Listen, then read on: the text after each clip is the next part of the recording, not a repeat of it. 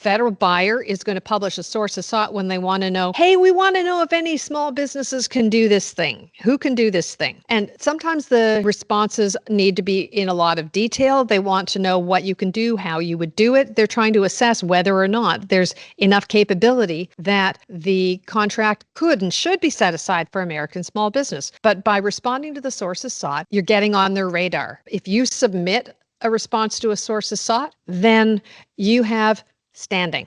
You have a reason to call back the person you submitted it to and say, hey, just want to know if there's any update, or we would love to get your feedback on the information that we sent in. Could we set up a meeting and chat? A request for information is a little bit of a fishing trip for market research. The government kind of sort of wants to do a thing.